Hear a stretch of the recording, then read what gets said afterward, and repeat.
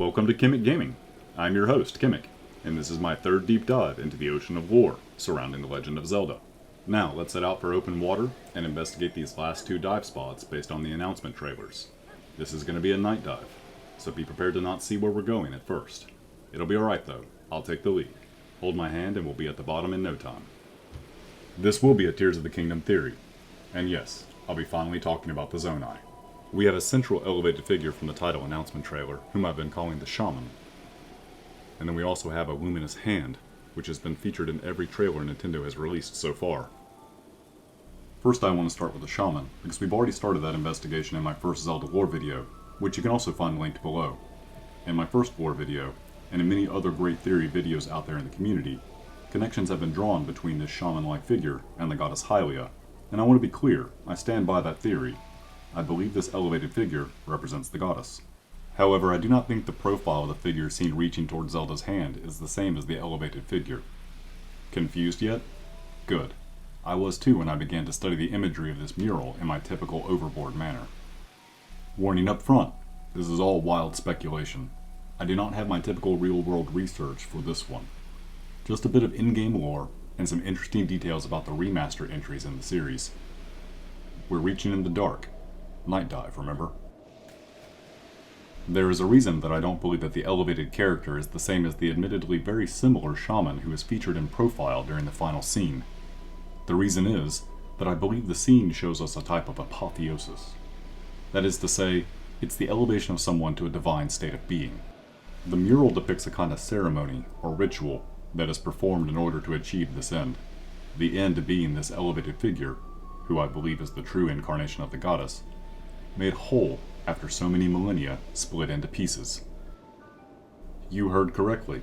I said that the goddess Hylia was split into pieces. We're given a sense that Zelda is the mortal incarnation of Hylia, but we also see Link praying to statues of Hylia and receiving a response. How can she be in both places at the same time? Let alone three places, as I'm about to suggest. While not everyone agrees that Zelda is reincarnating throughout the timeline, I believe there is enough evidence across multiple entries in the series to demonstrate this possibility, none more directly than that of Wind Waker's Tetra, who awakens to her past life as the Princess Zelda. That part of Hylia, that part of her that chose to become mortal and share her life directly with her people, is being reincarnated as Zelda throughout the ages, though she is clearly not always called Zelda. Then there is the part of Hylia that speaks to Link when he prays. Her voice reassures him and encourages him, as well as being accompanied by a radiant light, as if to also assure the player that the message is authentic. Hylia has been known to record messages for Link as seen in Skyward Sword, but those messages needed fee for translation.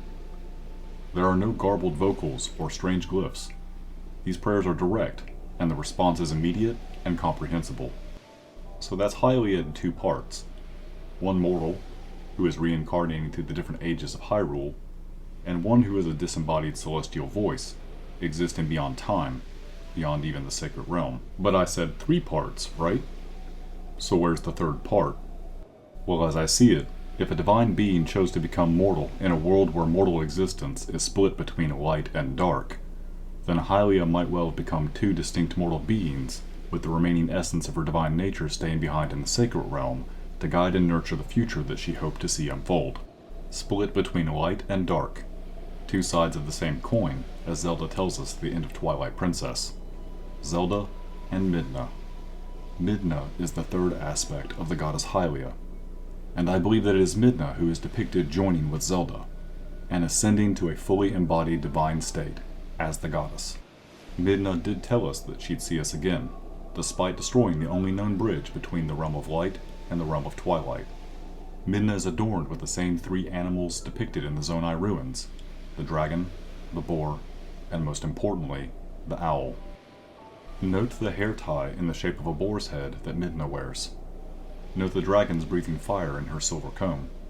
And finally across her forehead, a jeweled owl. I think that it's important to note that the HD remaster of Twilight Princess added a lot of texture details to the pool of lore, making some of these features easier to spot now than they were at the time of release. For example, the dragons on Ganondorf's collar were always visible, but the boar motif on his boots, and the owl on his gauntlets were not added until the Wii U release, or at least they weren't nearly as visible. The subtle connection between Midna and Ganondorf is far more obvious in the HD remaster, and subsequently their connections to the Zonai. The connection between Midna, Ganondorf, and the Zonai revolves around the use of these three animal totems as a means of understanding divine forces at work in their world. The mural depicts a dragon's head. We are also presented with a character who appears to be an incarnation of Zelda, which invokes a connection to Hylia, the Triforce of Wisdom, and the goddess Nehru. It is all related to a kind of sacred wisdom that is depicted by the Zonai as an owl, leading me to imagine this shaman is wearing some kind of ornate owl mask. Other great theories in the community have already pointed out the similar red hair color that Midna shares with both Ganondorf and the Gerudo. There are also great theories connecting the Twili to the Zonai through their heavy emphasis on comparable stone artwork and a similar circumstance to their disappearance from Hyrule, as well as their known connections to the use of magic. However, the fact that they share the same spiritual understanding of the world through the use of the same three animal totems, essentially sharing the same religion, makes the connection rock solid for me. Is it worth noting that all of these animals are nocturnal? Actually, I really don't know anything about dragons. I'm just assuming they are nocturnal due to mostly seeing them late afternoon through early morning while playing Breath of the Wild. However, owls and boars are definitely nocturnal animals. Wikipedia says so. However, for now, all we have are these enticing clues, along with Midna's reminder and the princess's parting words. What happens in each world affects the other, and they are two sides of one coin. Of one thing I am certain, there will be a price to pay for the goddess Hylia to be fully restored to her original form, as seen in Skyward Sword's manga. In case you are unfamiliar with it, part of that story depicts a time when the goddess Hylia walked the land and rode the skies along with her chosen hero. I know, it's a wild idea. Midna and Zelda in some sacred ritual, uniting with their shared celestial presence in the sacred realm, and becoming the physical manifestation of the immortal goddess Hylia, a radiant figure symbolically combining both worlds into one, a three-in-one goddess, a kind of Hylian trinity of light, dark, and the sacred balance between them. Have you ever wondered how Midna was able to completely destroy the Mirror of Twilight, which according to lore was created by Feori, Din, and Nehru to banish the interlopers, who became the Twili? Twilight Princess tells us that only the true ruler of the Twilight Realm can shatter the mirror. But isn't the Twilight Realm only one half of two realms that make up Hyrule? Would not the true ruler of an entire realm of reality be a divine being, rather than some crowned monarch? And again, how does a single Twili possess the power to destroy a divine creation without a divine connection herself? In the mural, I find it very suspicious that we are shown the same profile of Zelda's part in the ritual, without a clear profile of the shaman.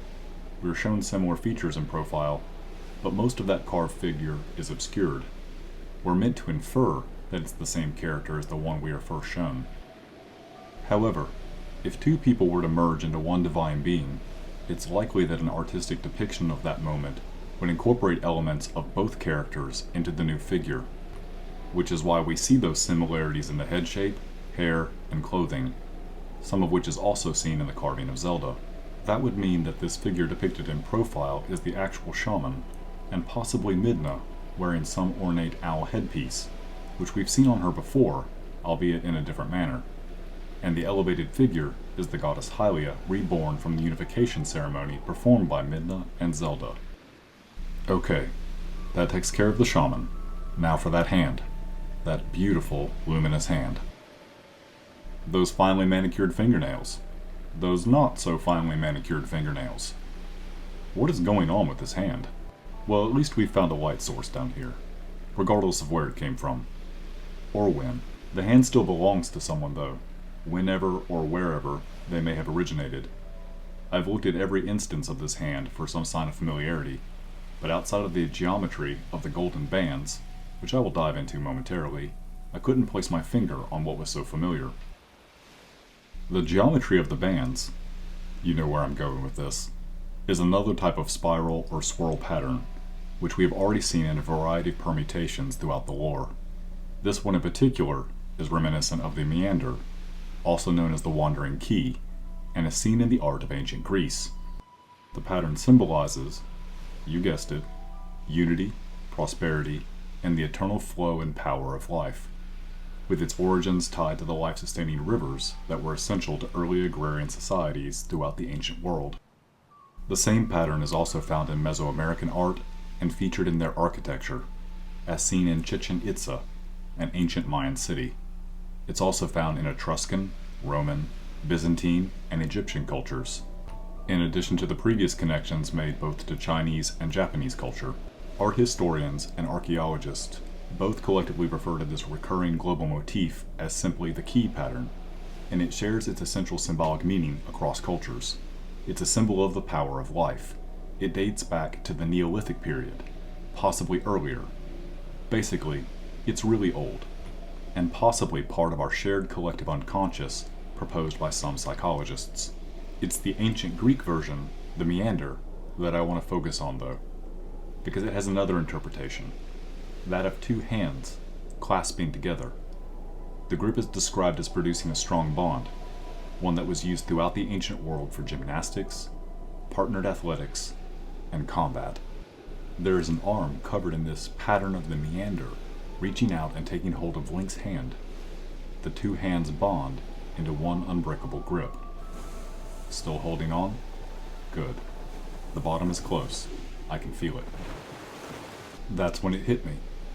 The arm is not visually familiar, because I've never seen these arms. It was a feeling of familiarity. I have only ever seen what the arm is doing, which is sealing the darkness inside Ganondorf, or at least, it's attempting to do so. However, it seems to be not quite up to the task alone. Let's think back to Skyward Sword. Do you ever remember seeing Fi's arms? Not even her fingertips poke out through those incredibly long sleeves. According to the official artwork in the Hyrule Historia, she does have arms, despite some opinions to the contrary. They are depicted in the concept art as being a luminous blue with a small gold bracelet around the wrist. Those original designs for her arms were never finished due to the decision to leave them hidden under her sleeves. And here we have a hand held against Ganondorf's chest in the very place he was impaled by Link with the Master Sword in Twilight Princess, attempting to hold back his malice, that eternal darkness seeping out of his soul. That Master Sword was retrieved from the Temple of Time and is the last known instance of the Master Sword being used before the era of the Great Calamity, 10,000 years before the events of Breath of the Wild. However, the last we see of Ganondorf in Twilight Princess is with a scene of him standing, petrified, after the sickening neck crack from Zant, with the Master Sword sticking out of his chest. The next we see of Ganondorf in this timeline is from the Tears of the Kingdom trailer, with the luminous hand sticking out of his chest, and his body reawakening with a sickening neck crack. We have definitely reached the bottom. I can feel the fine sand slipping through my fingers. We may not get far on such loose ground, but let's dig a little more. If the luminous hand that we see holding Ganondorf down is actually Fi, then we may have an answer to the complex question left over from our last dive. What happened to the true Master Sword, and why would the Sheikah want to replicate it? The ancient Sheikah were not just technologically advanced, they were prepared. Dozens of towers, hundreds if not thousands of guardians, 120 monks trained in the mystic arts, and 4 divine beasts at a gargantuan scale. They didn't build this war machine after Calamity Ganon emerged. They built it in advance, in preparation for his emergence. This implies that they knew he was coming, at least, knew it was a possibility. Their initiative to replicate the Master Sword was prompted by their knowledge that the true Master Sword would not be available to the chosen hero for the battle against the Calamity, because they were already using it. I feel like the ground I'm standing on might be about to give way, so let's head to the surface. At this point, I think we have exhausted these waters. Until there is a new Tears of the Kingdom trailer to dive into, we will need to head to other areas of the legend for a good deep dive. But don't worry, the legend spans well over 10,000 years of narrative, so there's always more to discover. I have more deep dives planned, and I'm already neck deep into the research for several lost treasures in the lore. In the meantime, I think we have a pretty good working theory for the upcoming entry in the saga.